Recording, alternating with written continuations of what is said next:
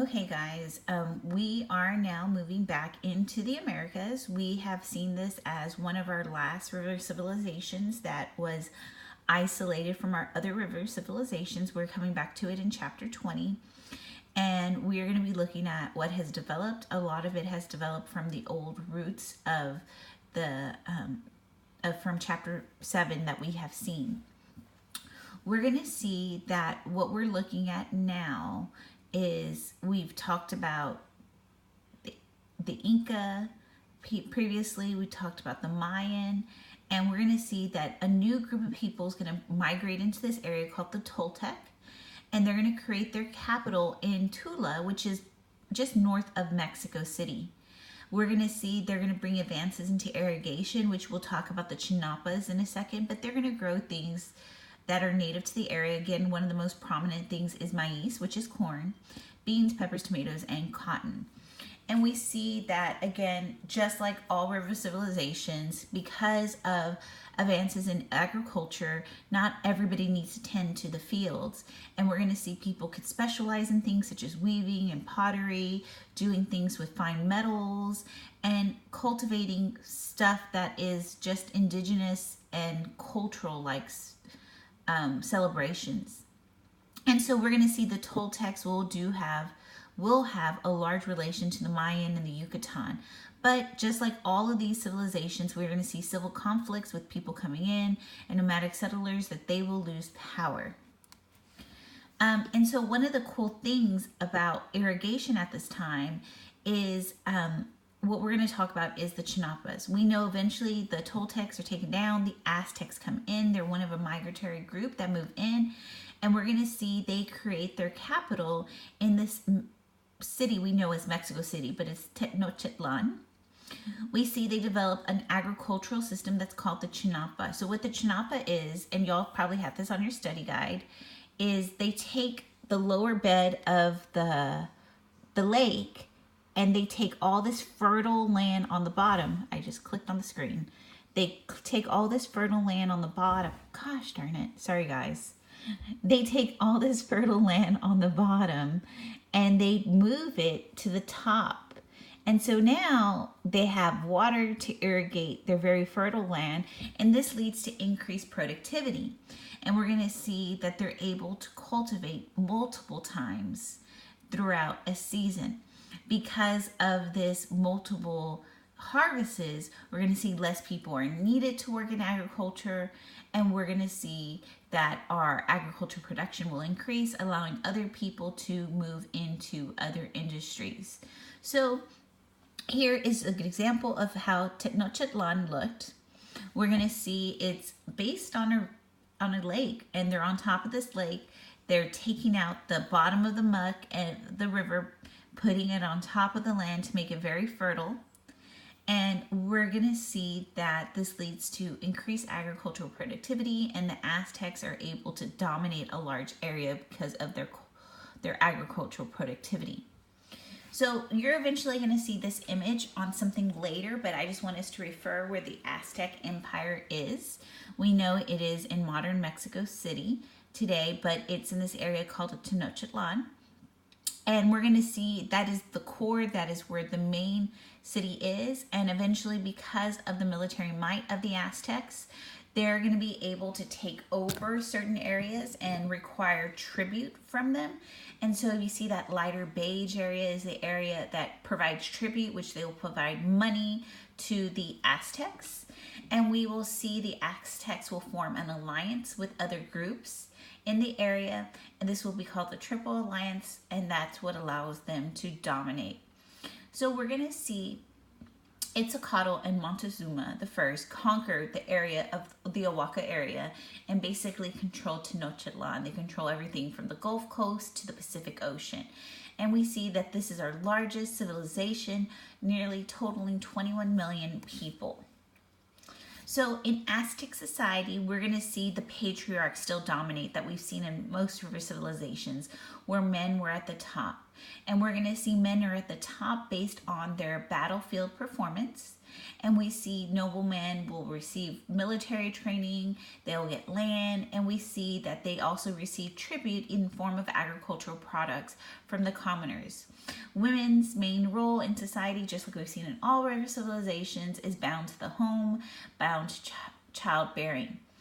We also see that Aztec rulers, like in most river civilizations, still receive a lot of information and advice from the priest. The priests are highly educated in religious ceremonies. They also look at the moon cycle, and they also predict harvests. And so the priests are very high in the social structure. And then our last groups of people are the commoners. These are the people who, because of increased agricultural production, we get our artisans, our cultivators, and then last on the bottom of it was we get our slaves. So the Aztec religion is based on, remember that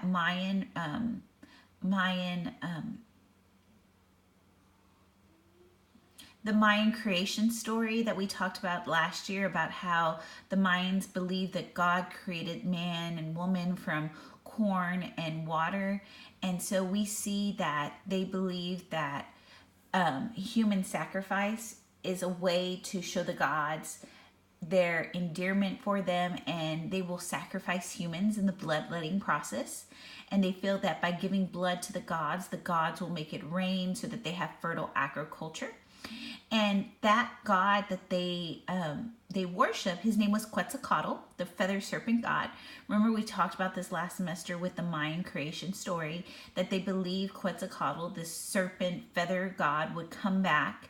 And eventually we will see that when they see Cortez, they believe that he is their feather serpent god, and they let Cortez in, and this will lead to the downfall of the Aztecs. Okay, so now we're going to look into the Inca Empire. The Inca Empire, we've seen it before in the last river civilization. It stretches along South America's border, and we're going to see that in this area, they will divide up the control into different administrative units. They're still going to have the same belief of the Mayan creation story, and they will have religious ceremonial centers that we see, like the pyramids that we saw in Mexico. We'll see them here. We're going to see one of the main things that they lack was a written language, and so they're going to develop this thing called the Quipu, which is right down here. It's a way for them to take note about taxes and things being paid. Each one of these strings would be tied to knot down information about who's paid tribute, who owes money to the government. It would take down property taxes. It would take down records of population growth. So they did have a way to record information despite not having a written language.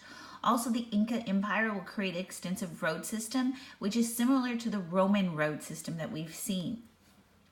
So just like we saw in Mesoamerica, is the ruler is at the top. He has a form of divinity. He says he's descended from the gods. And then we see the aristocrats who are part of the military.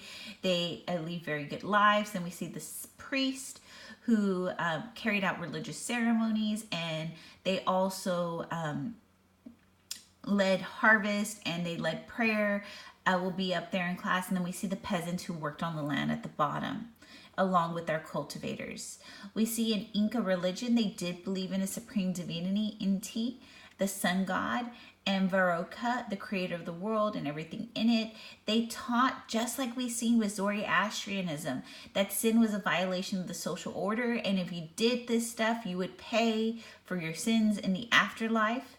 Those who did good would go to heaven. Those who did not do good would be punished in their afterlife, just like we've seen in Zoroastrianism. So they developed the idea that you could confess to the priest to be freed of your sins within your lifetime. The last area we have to go over is Oceania. Oceania, we talked about this earlier in our river civilizations, that At this time, when people got out into this area, the sea levels were low. They developed craft to get out into these areas, and they will settle into these islands.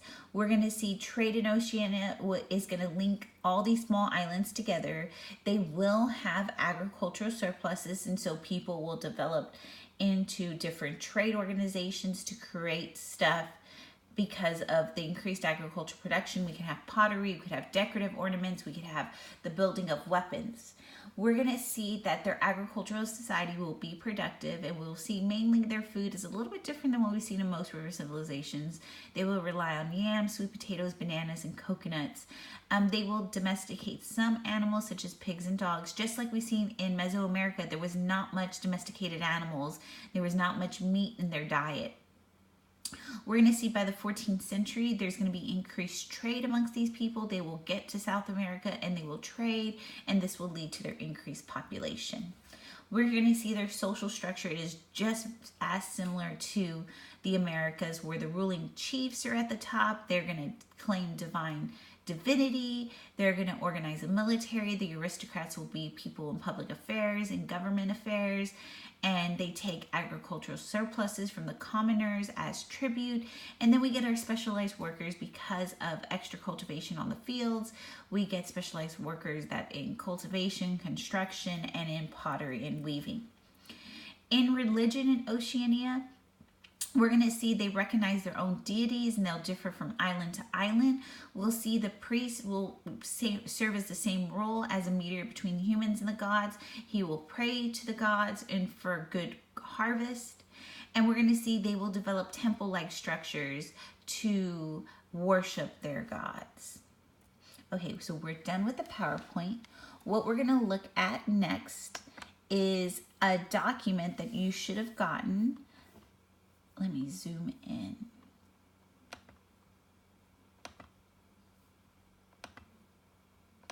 So we've been working all last semester on reading documents, talking about what they mean in our own words, and doing the HIP analysis. What y'all will be doing today and finishing up on Friday is looking at some sources. So one of the ones that y'all saw in the PowerPoint was this map. So if you're going to do this, what you will talk about is the author or the source. What is this? So this is the growth of the Aztec Empire map. So that's what you would title it here. So the title, the description, it's a map. Okay, so looking at this map, is this a social map? Does it tell us anything about the Aztec society? Pretty much what social area they contributed and they took control and what had influence over. So yes, it's social. Is this political? It kind of tells us the core states where it got tribute from and who it allied with. So it's political. Does it talk about interaction of humans? Well, the Aztecs got tribute from these people. So this is interaction between the Aztecs and other humans. Is this culture? Is there anything cultural here? Well, we could see that we talked about it before, that their influence spread throughout this area, so we could call it cultural. Is this economic?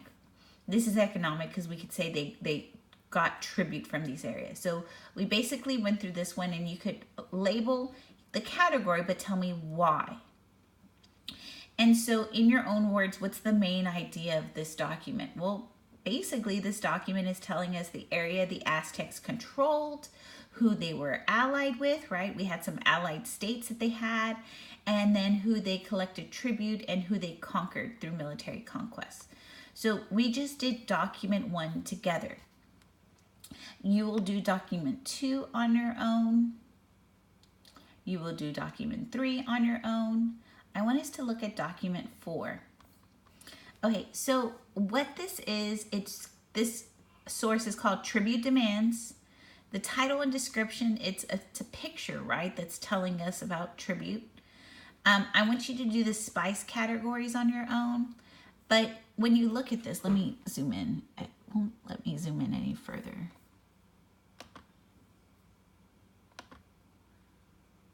It won't let me go any bigger. I'm sorry, guys. But what it tells us is what is given by each area as tribute.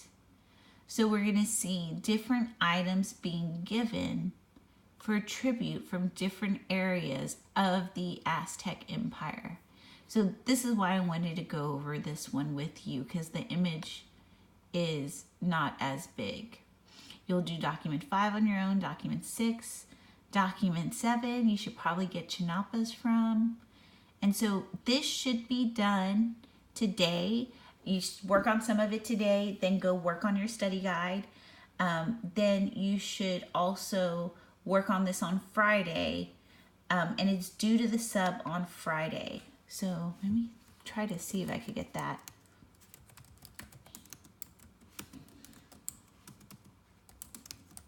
Let me see if I can get that image bigger. There it is. This is a different image, sorry guys.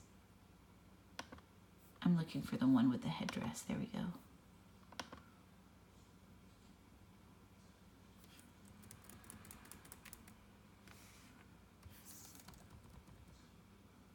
Okay.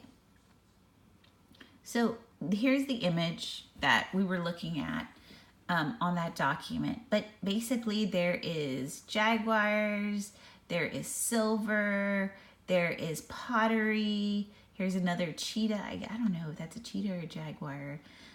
There's costumes. We see there's peppers. We see that there is local pottery stuff that people could give. This is jade right here. This is other weaving stuff. This is turquoise right here. So these are, gosh, it just got bigger. These are just different things of tribute that different areas of the empire gave to the Aztecs. So there's just a bigger image of it so y'all could see. Animals, again, there's not many domesticated animals here. We have different works of art. We have peppers. I know on one of them there's corn, but this is probably the corn right here that's too small to see. That's jade, that's turquoise. This is just intricate weavings, costumes, textiles. I guess that's what we can conclude there. Okay, so basically we looked at this Aztec document. I did 2 of them. I did this document 4 and document 1 with you. So you have 5 other documents to do on your own. Remember, the books are in the front of the classroom if you want to work on study guide. You could work on this. You could use the book. You could use your study guide. You could use the PowerPoint to go back through to help you fill this stuff out.